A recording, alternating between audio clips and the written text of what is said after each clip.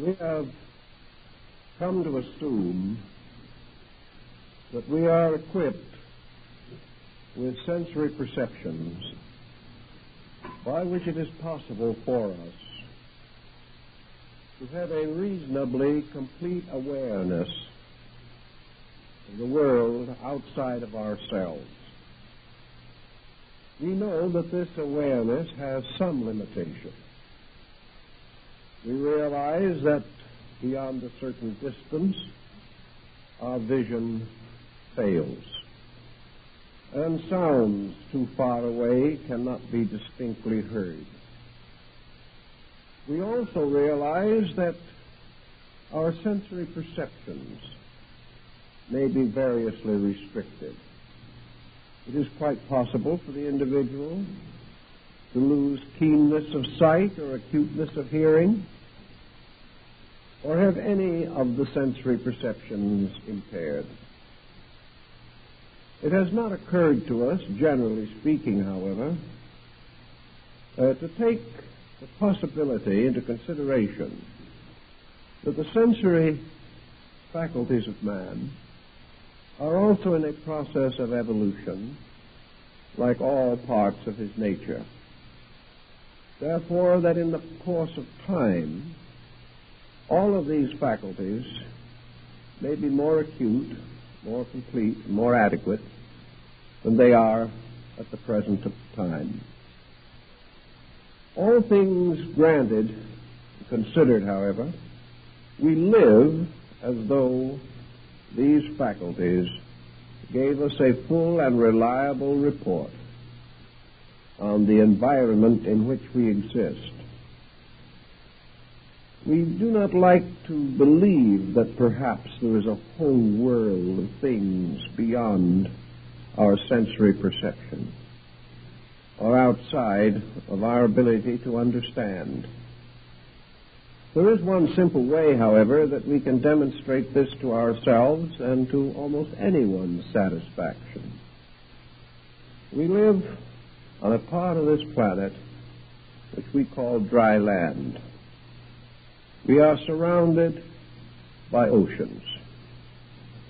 The average person has no hope of ever actually seeing below the surface of these oceans.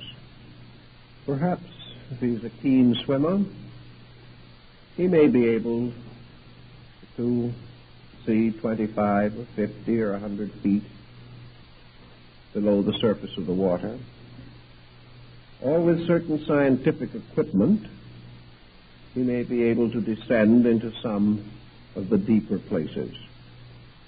But what we do not realize, any of us really, is that the world beneath the surface of the sea is far more complex than the one on which we dwell as dry land. There are more forms of life in the ocean than there are on the land. The population of the seas is greater than the population of the earth. Yet most of the creatures in this vast, unknown, dim, or dark region we know nothing about whatever. Yet they are here, they are alive, they are fulfilling their patterns of life, they are very close to us, but hopelessly separated because of the difference in constitutions and the difference of the necessary elements in which these two forms of life in general have to dwell. So we can say quite honestly that we will never, certainly in this life, see even a half of the creation which we call the physical earth. Part of it will be explored 100 years from now, part of it probably 10,000 years from now. But still there will always be things that we cannot see, mysteries that we cannot immediately solve, spaces that our sensory perceptions will not penetrate. We also know that our very sensory structure has boundaries, has natural and inevitable restrictions upon the function of these faculties. We know beyond doubt that there are sounds that we cannot hear. There are odors that we cannot smell. It is perfectly possible for us to contract or make devices by means of which we can call animals because they can hear sounds that we cannot hear. We therefore know that even humble creatures, rabbits and squirrels, are probably hearing sounds that we will never be able to experience. In the same way, sight is a most restricted instrument of penetration. It becomes practically useless at night. We have only a very limited ability to actually see, but we have come to adjust ourselves to the limitations of our faculties, and gradually, like a half-blind person, we grow accustomed to the twilight in which we live and are not even concerned whether there be more light elsewhere or not. Distances, of course, also contribute to this mystery. For some things are so far away, like other planets and stars, that we can form with our faculties no adequate comprehension of their natures and structures. We have invented all kinds of scientific instruments to assist us, to support us, to intensify sounds and colors, odors, so that they may be more quickly sensed by us. But even these instruments are utterly inadequate and must always be. The only answer that we can really face with a certain amount of integrity is to admit that we are limited creatures, and that in comparison to our own limitations, we are living in an almost unlimited universe. That there are many, many types of life that are perfectly real and valid, which we cannot experience. Now, this presents a number of interesting problems, and our ancient forebears thought about these mysteries considerably. One thing that we all experience is the appearance of certain forms or circumstances within the area of our comprehension from some source outside of this area. Things seem to happen. Situations arise. And it seems as though invisible hands are moving the elements of some gigantic chess game. We are aware constantly that from the unseen there are flowing forces which are of importance to us within the narrow range of our own existence. We wonder sometimes to what degree these invisible factors influence or even overshadow our conduct here. Our most ancient ancestors considered that the invisible atmosphere around us was populated with creatures, and these creatures became so real to these older peoples that we could never possibly have convinced them that such beings were figments of imagination. The Greeks have populated the whole universe with living beings which men cannot see. Every fountain had its nymph, every grove its dryad or hamadryad. The mountains and the valleys, the clouds, all things were alive with life. And the Romans went so far as to have their kitchen gods that lived under the hearth They had spirits for everything, and so did the old Chinese peoples. In other words, the Greeks and the Romans and the Egyptians and most Oriental nations recognized a populous universe filled with beings and forms of life that we cannot normally perceive.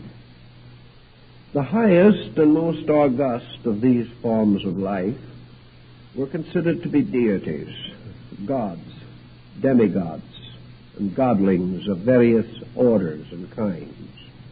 Even St. Paul describes hierarchs of beings invisible to us, and early Christian religious art is resplendent with cherubs, archangels, and angels, mysterious beings that we do not see, but certainly were meaningful to the artists of the Middle Ages. Also, these older peoples could not but take for granted that nature, with its manifold structure, might very well sustain evolving forms of life similar to our own. Many different creatures can live in the same place at the same time, so long as the structures of these creatures are dissimilar. Two natures of similar structure cannot occupy the same place. But if the structure is different, if the elements of one body can move through the elements of another without interference, then we have no way of knowing whether other forms are present or not.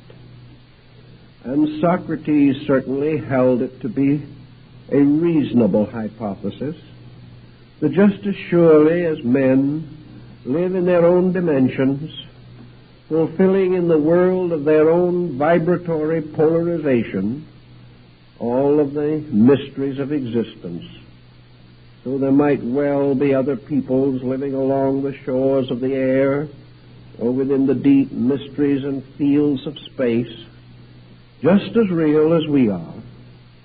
And in this case, these other creatures, by the most sober reflection, may have come to the conclusion that we do not exist. It all depends on the point of view. And if this point of view is different, we are isolated by this separateness of attitude or belief. Now, it certainly would normally appear that the belief that there are other kinds of life close to us, pertinent to our affairs, would have to be supported by some kind of evidence. Man just doesn't believe these things for no reason at all.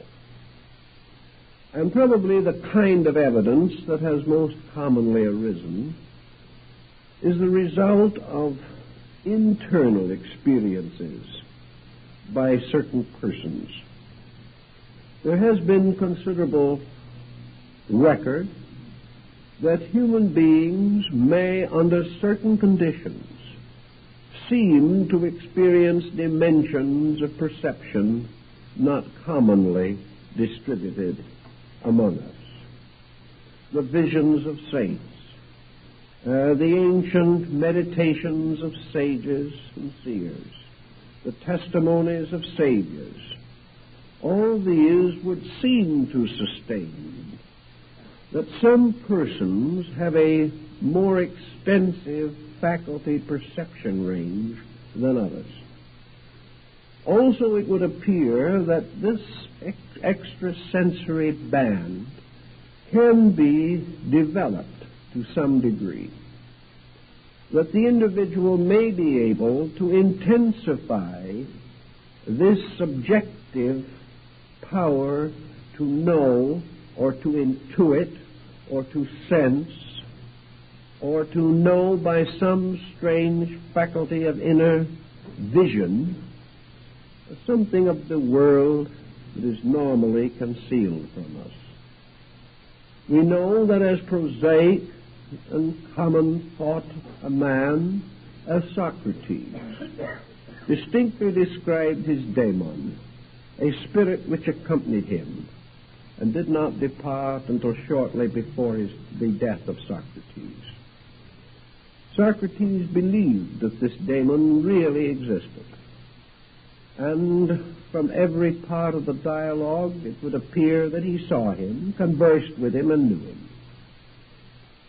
Now we can say that Socrates was mistaken, that he was deluded, and perhaps because of the curious nature that he possessed, might well have been neurotic, or suffered from some strange aberration, or some division of personality. But whether he did or not has never been satisfactorily demonstrated. But Socrates is only one of thousands who have reported these things, from old times to the most recent day.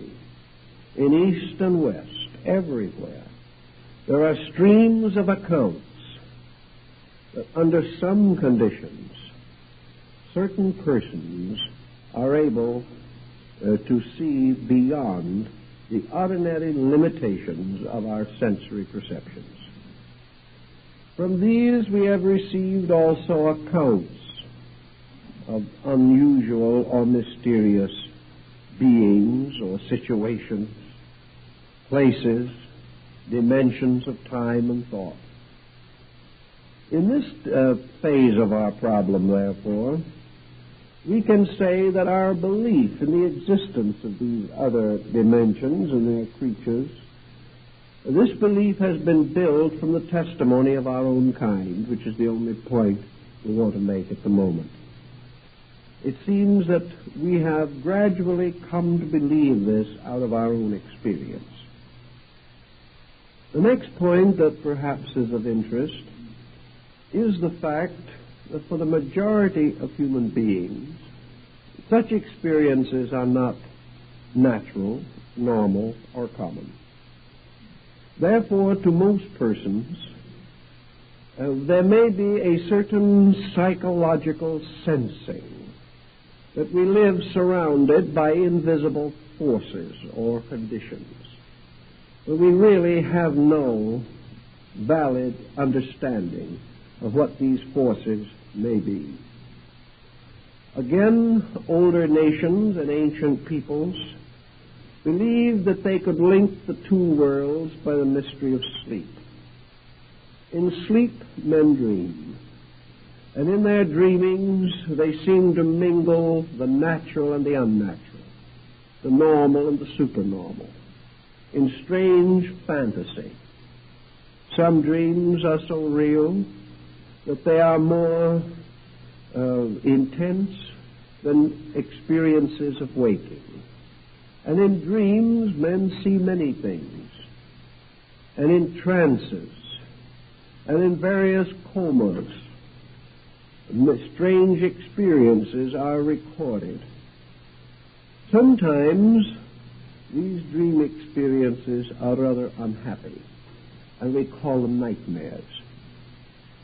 Our ancient forebears would never have considered nightmares to be merely hallucinations. They would consider them to have been journeys into the unseen realm. We no longer feel this way about it, but we never have as yet clearly interpreted or solved the riddle of dream experiences. We only assume that we have. This adds up to one point. Most individuals who are happy, normal, reasonable people, well adjusted with society, are not much inclined to dream. And if they do, they have but very slender memory of their dreaming. Some research would indicate that perhaps we all dream whenever we sleep. But we do not remember. The pressure of these dreams is not great enough to burden us with any continuance or to be carried forward into our waking state. Therefore, the dreamer is most apt to be a neurotic. he is apt to be under pressure of some kind. Perhaps his dreaming will have the hallucination of narcotics. Perhaps he will be suffering from some minor form of delirium tremens. Dreams of this nature are proverbially unpleasant. Perhaps it is only worry or grief or the natural dissipations of our minds and emotions that contribute to our dreaming. But it is evident that most dreams represent an abnormal condition within the psychic integration of the individual. As a result of this, a large part of dreaming is not especially pleasant. Also, it is tied to strange beliefs and fantasies that we hold within our own thinking. As a result of the neurotic pressure in dreaming, it may well be that we have gradually developed over a great period of time a sense that this other world that we cannot normally reach is a negative, evil, destructive, sad, or burdened abode. The ancients considered it to be the dwelling place of the shadows of the dead. And the shadows of the dead, as Homer tells us, were a melancholy lot. In those old days, there was no concept of heaven as we know it. It was simply the disembodied soul wandering in the strange gray land of a twilight zone, a region to be found only by dreamers in the grayness of the early dawn. Ghosts haunted this region, carrying on their unfulfilled desires as best they could, or seeking some way to revenge themselves upon the enemies they had left behind. It was a world of hauntings and a world of doubts and fears. And the more people thought about it this way and the more negative they became, the more negative their dreaming. Until in time we have come to more or less populate this invisible region around us with menace, with danger, with terrors, with things by nature harmful, destructive or disturbing in one way or another. However it came about, this we know, that man has never, for some reason, had an optimistic attitude about the unknown. He has never enjoyed it. He has never instinctively believed that invisible forces around him were angelic. He may have suspected that an angel might be floating around there somewhere, but for every angel there were 100 imps, devils, goblins, and ogres. Children seem so easily frightened, and they are frightened by intent. And very often adults use the child's imagination in an effort to control the child by frightening it. And these fears have their place later in the psychology of things. Religions have done the same thing. They have populated space with a hierarchy of evil spirits. They have held, more or less, that invisible to man but ever near were the forces of negation, ready ever to close in upon the sinner, forever waiting to pounce upon the individual who was late to Mass. This has always been the situation. And little by little, our subconscious, which is the memory of our folk experience, has developed a kind of psychic defense against invisible things. No matter how much we have believed that the universe was the handiwork of God, we have never been quite sure that evil spirits did not walk the earth at night. The moment darkness came, the moment our sensory perceptions were useless, or the moment we entered into a state of existence in which our sensory perceptions were inadequate, that which lay beyond them was always a little bit terrifying. Always man considered his own center of consciousness as his protector, and he lived to defend himself with the little light in his own soul against darkness, on the assumption that darkness was evil, that whatever was out there was not good for him, not well-intentioned toward him. We have gone so recently through this epidemic of fear of invasion from other planets and so on, that we see even how science fiction, in devising its fables, always has some evil and terrible force that must be met and overcome by man, the hero, in one of his innumerable forms. Always there is something out in the darkness that wants to swallow up hope, swallow up goodness, destroy and injure. While this has been true, especially, I think, of Western man over a long period of time, it was not essentially quite so true of those peoples who really belong to what we term today pantheistic religions.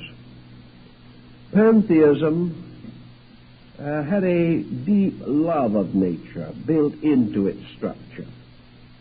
And people who loved the earth in its natural way, who regarded with the deepest admiration the sunrise and the sunset, who saw in everything beauty, to the degree that they achieved this within their own consciousness, they came more and more to consider the invisible world as essentially kind.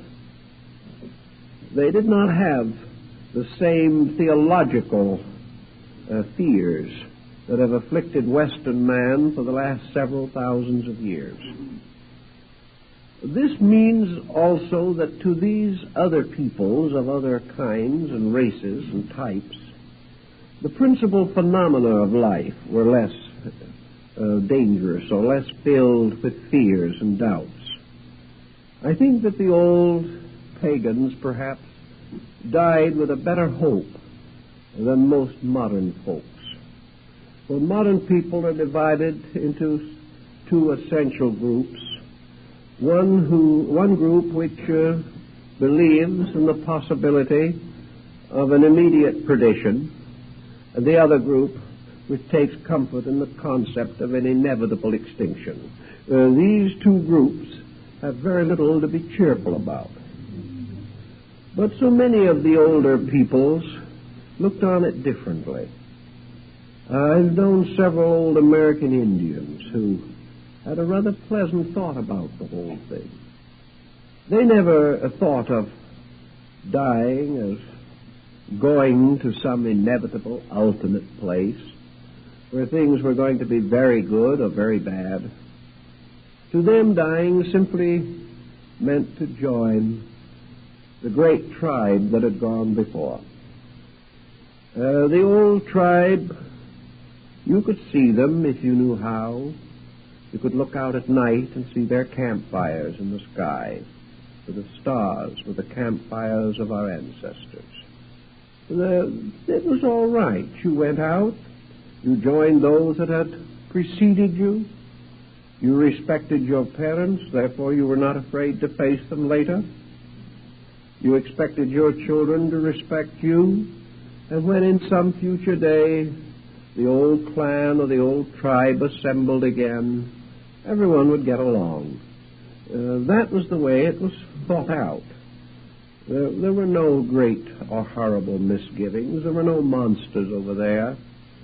It was not so different from the world we live in here, only perhaps the seasons were a little better, the hunting easier, not so much sickness, and everyone lived longer without grayness coming or the body becoming bent with years. It was a going on of things which we have more or less lost. Now, the effect of this difference in point of view certainly has influenced the psychology of the so-called sophisticated peoples of this generation. Because we have denied so much, because we have ignored what we could not understand and ridiculed the ways of our forebears, we have deprived ourselves of a heritage of peace, a subconscious acceptance of the universal good in all of its proportions. We have allowed ourselves to think that this universe, created by a principle of good, sustained by a power of eternal right, full everywhere with the love of God, could still be the hiding place of malignancies of all kinds, horrible and terrible things that might reasonably frighten not only the young but those of wiser years. By making this kind of a situation, we have opened millions of persons to negative superstitions. We have taken away from them the inner sense that the unknown must be good, and have put in its place the internal instinct to assume that the unknown must be dangerous. Little by little we have become afraid of the dark, even though in our philosophy we have sort of understood it and have realized that it wasn't really dangerous at all. So we have this world not too far away and not too close, a world which we have long felt to be full of living things. And the next question is, what are they doing? And that's quite a major consideration. A lot of people feel that the principal labor of the dead is interfering with the affairs of the living. This is quite a common belief. The beings of the other world exist primarily to annoy us in one way or another. First of all, they annoy us by the fact that we can't see them and suspect that they exist. This is almost an insult in itself. For a man confronted with something that he does not know is offended, and his pride is deeply hurt. The second thing we sort of feel is always that in estimating any unknown circumstance, we are justified in asking the simple question, what does it mean to me? In other words, would we be at all interested in the possibility of an invisible universe of creatures unless we felt that this universe in some way impinged upon our own? We probably would not be particularly concerned if the little gnomes marched on forever, unless these little gnomes were guarding treasures we were seeking, or were able to confuse us in some way, or like the leprechauns were guarding pots of gold that we would like to own. Always we have to work ourselves into the picture in some aggressive manner, so that our concern with the invisible universe is primarily what does it mean to us. Now, the invisible universe we have also divided in the course of recent time into two distinctive parts. One might be termed a universe of possible living organisms. That is, creatures that might have forms or shapes or have empires or nations. The second type of thing that might be out there is simply force in one of its innumerable manifestations. Here are energies which we would like to know more about, cosmic rays, all kinds of vibratory factors, a universe of closely interwoven energies, electric, magnetic, a universe filled with resources that perhaps we could use in one way or another, much as we have used electricity. One great motive, therefore, today in exploring this unknown world is in the hope that we shall find in it new sources of raw materials for the maintenance of our physical purposes. Perhaps sometime, if population problems become sufficiently intense, we may find it necessary to feed ourselves from the air. by extracting from what we would term empty space the vast charge of mineral magnetic substance which we know is there. We might also have to learn more about the rays of stars moving through space, understand better the mysteries of the transmission of sound and color and forms as in radio and television. This invisible space around us, therefore, is a vast scientific potential. This potential is purely materialistic. It assumes that all these things exist, but that they are merely attenuated forms of the common things we know. Perhaps some of them are a little more distant from our comprehension, but to many people today, the unseen world is a vast potential for scientific exploration. We don't expect to meet anyone out there, but we do expect to find in these mysterious dimensions about which we know so little today new ways of preserving and extending our own empire. These are the things that we are most concerned with. This means, of course, that the philosophical or religious import of such considerations are left for mystics and idealists and dreamers to take on. And some do. We have had an increasing number of persons attempting, even on a scientific level, to justify the belief that we are going to actually find habitable zones in dimensions with which we are not even familiar at the present time. We consider it highly possible that there may be dimensions of space and time in which vast orders of life, some infinitely greater than our own, may be evolving without awareness of our existence. If we are not aware of them and they are not aware of us, then these two worlds do not meet. But then the question arises again, is there any common ground of meeting outside of our sensory perceptions? Perhaps these worlds are nearer than we suspect, only as yet we do not consciously realize the common ground. This could take us into psychology, for here we could explore the potentials of the mind as a possible meeting ground for vibrations and energies, thought patterns and pressures that have no equivalent in our outer experience.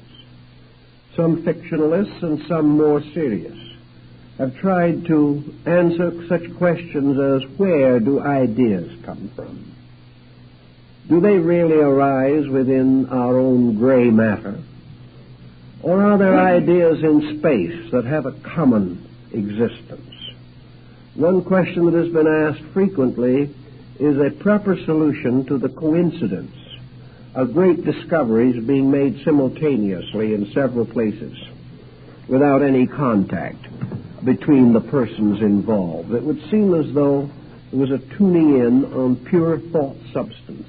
Musicians claim the same experience, that they hear melodies that they will never be able to compose in the limited instrumentality which we can provide. There are so many different ways in which it seems that an individual can be inspired, can receive strange insight, can sense, perhaps foreknowledge, can anticipate the shape of things to come, can be given a prophetic spirit, or can be like the Pythia of old, oracles of great tidings. What are the powers behind these things? Are they simply some neglected areas of ourselves, or is there some region within our own natures in which we share or mingle with other worlds that we know not of? This has fascinated and intrigued human thinking since the very beginning. Now, against this situation, which we can face with a reasonable amount of common sense if we really sit down and try to work with it, We come also now against the rise of fantasy. Just as surely as we can write soberly of these unknown matters, so can we fictionalize, dramatize, or romanticize all such abstract types of thinking. So we have not only some legends, some lore, some old believing, but we have a continuous supply of imagination, by means of which we are constantly fashioning and shaping things, trying to fill space by imposing upon it the extensions of ourselves.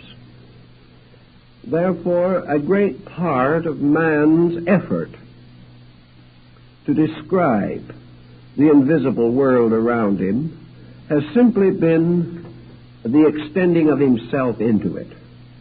Actually, this is not a factual approach. This is not real.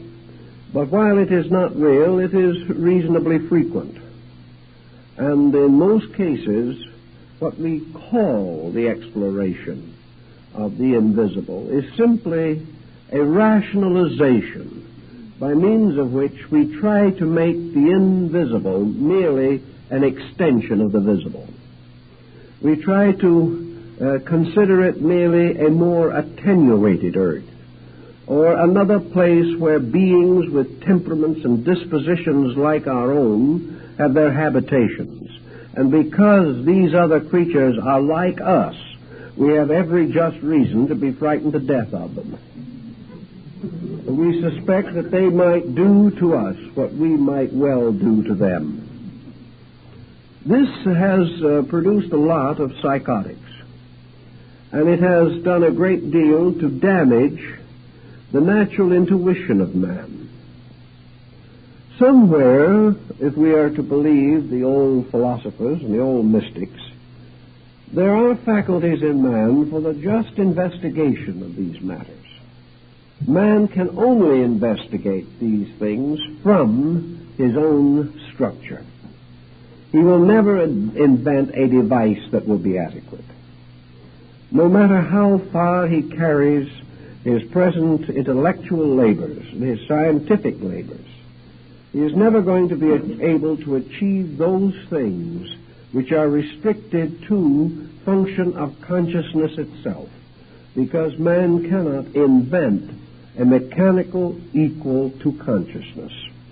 He can develop exactitudes, but he cannot evolve creative machines. So that the individual has to depend upon these inner resources. Now, it is interesting, but whether he knows it or not, his own inner resources are the simplest approach to the matter. Infinitely less complicated than the extravagant method of experimentation for centuries trying to work out a device that never quite fulfills its purpose. Man, in order to find out what is anywhere, to understand anything, visible or invisible, to clearly understand and know the substance of any reality, must have within himself the capacity to experience reality. Between him and this capacity is the vast structure of his own opinions. The way in, the key to the discovery of the truths of things, is always to have no preconception about them. A preconception is an invention. And a preconception in the subtle substances of thought becomes a molding force.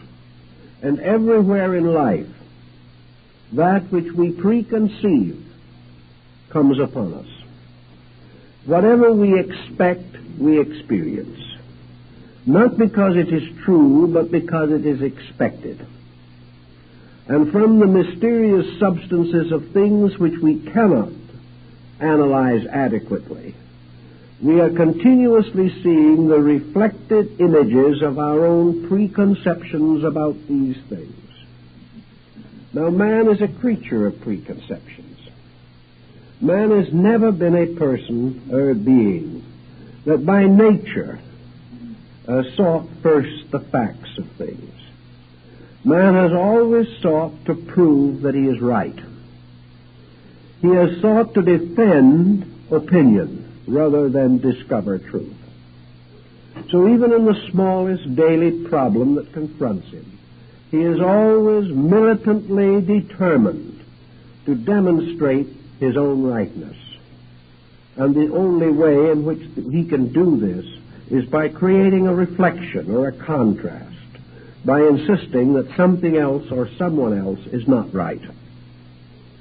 So in the search for whatever might be out in space, the discovery of the situations or the substances or elements that may be there, the beginning of true discovery is to create an instrument that is not only sensitive enough to achieve the purpose, but is in itself in no way contaminated by any element or circumstance which will distort the validity of the report.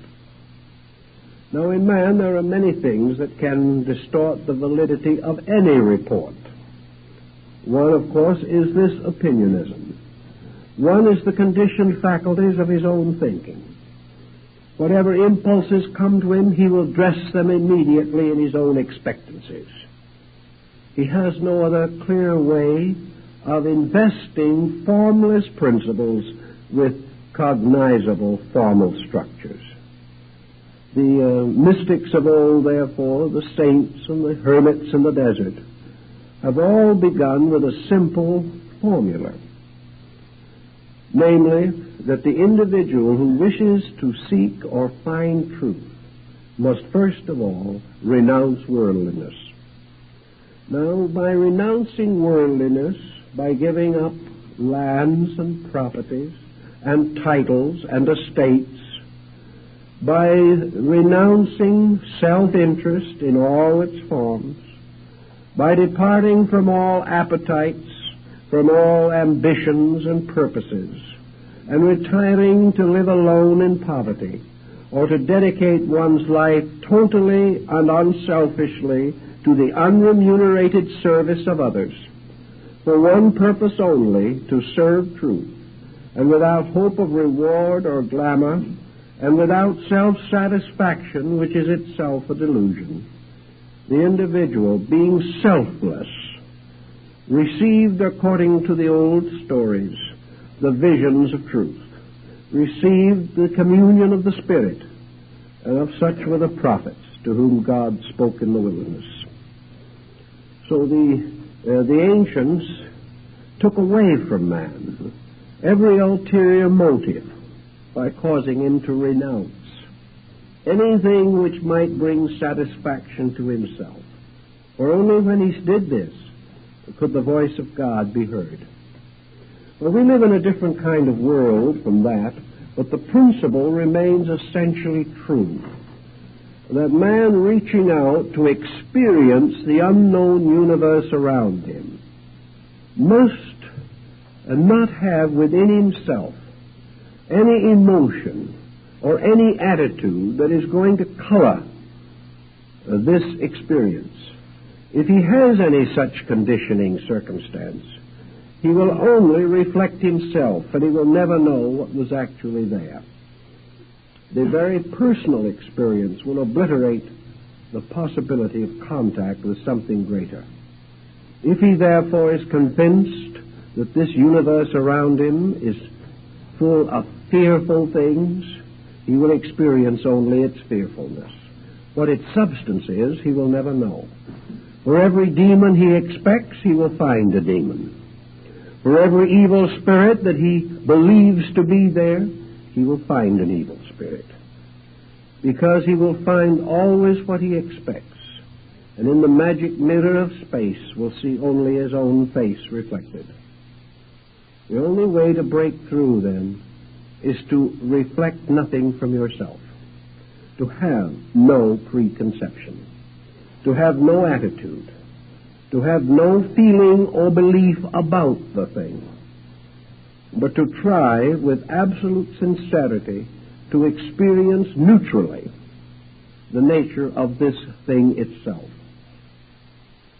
Now, to do this is not easy, and I would strongly advise no one to start on it late in the evening. Actually, before it is possible to explore these higher dimensions, as in the examples of advanced yoga and in the higher disciplines of Tantra and even of Zen, long before the individual can attempt or should attempt any such exploration of things, he has the long task of self-preparation. It is utterly ridiculous for anyone to assume that he can approach the unknown with complete peace of mind at the present degree of his development. He must first go a long way in self-discipline before he is free from both fear and hope. For just as surely as the images of fear are but delusions, so most of the images of hope are likewise unfactual. So instead of an exploration, we simply live in a strange shadow world of our own expectancies, believing that we are greater than we are or less than we are, that we are in danger of some kind of strange punishment or an immediate hope of some mysterious reward. But actually, the true substance of this unknown condition is unexperienced. We do not have any concept of its true nature. Buddha likened this final experience to the Mahaparinirvana itself. For in this absolute contact with space and eternity, we come into one with all the root and causal essences of things. We do not know what is there, but we know we must become like it to experience it. And we know that as far as our own perceptions are concerned, this mystery is absolute quietude, absolute peace, absolute silence, absolute rest. And until we find this in ourselves, we cannot walk through the curtains that divide the world. If we try to go in any other way, instead of passing into the other region, we merely pass into the negative abode of our own subconscious.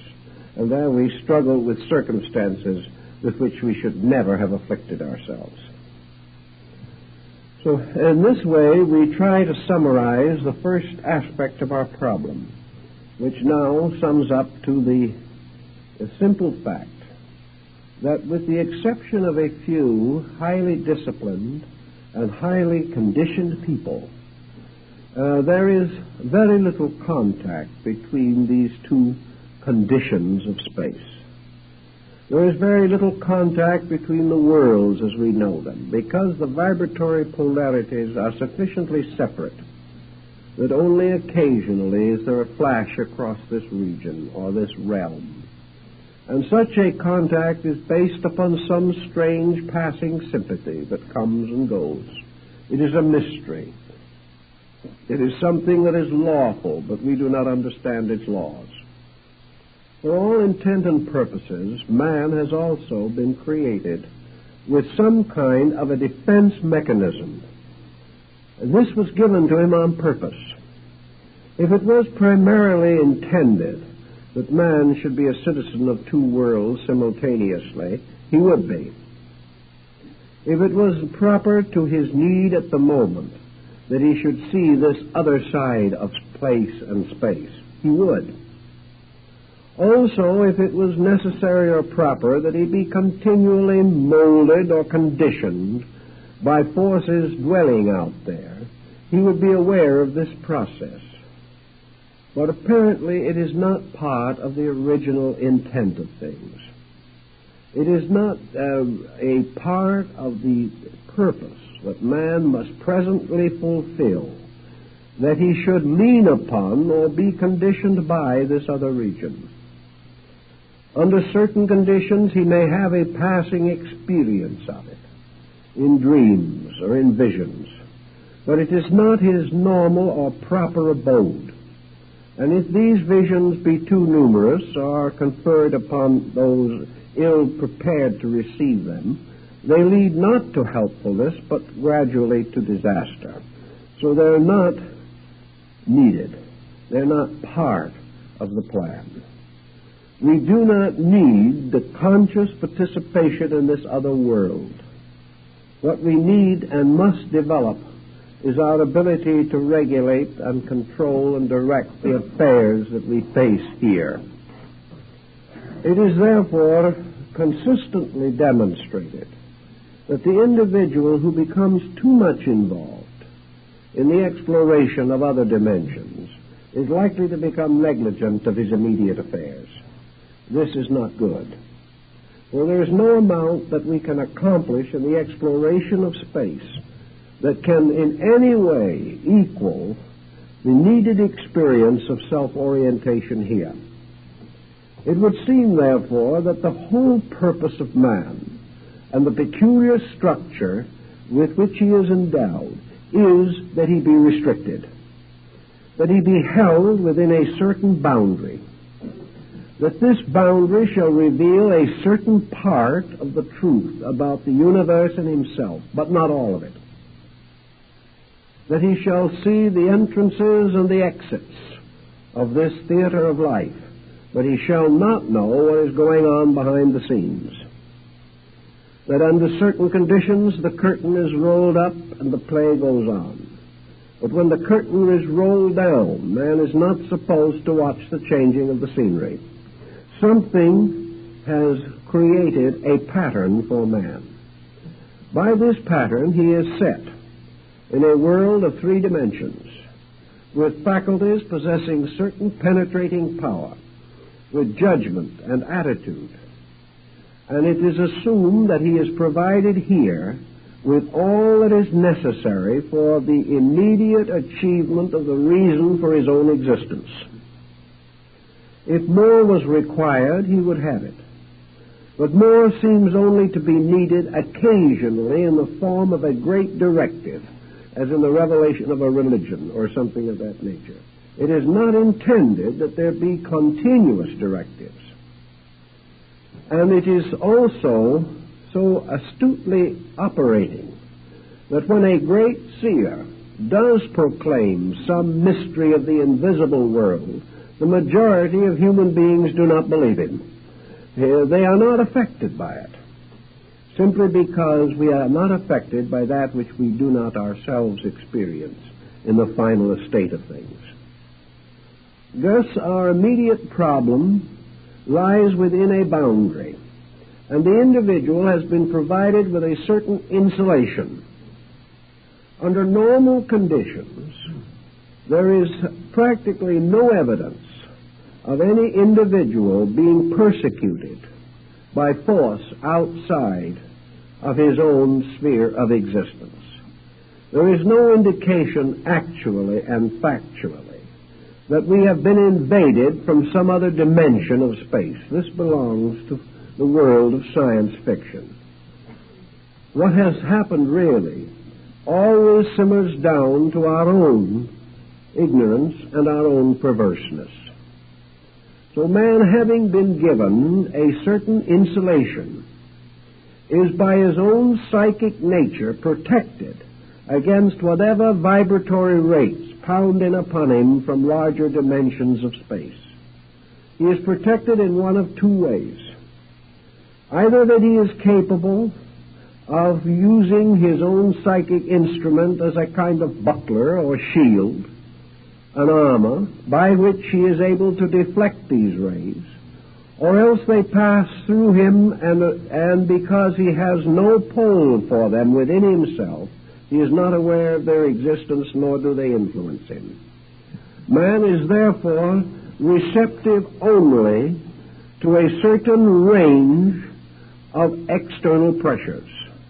Anything below this range or above this range is outside of his need, outside of the composite structure of his nature. Therefore, it is not evident that it has any effect upon him. So man, having this limitation, must have naturally wonder why. And the answer is certainly a very simple answer. That man's entire equipment, his entire instrumentation, the entire group of faculties and energies which he possesses, all of the structures of his psychoneural organism, all of these are bound up with a certain vibratory range. Within this range, the individual must live and move and have his being, for nothing outside of this range is of immediate utility to him.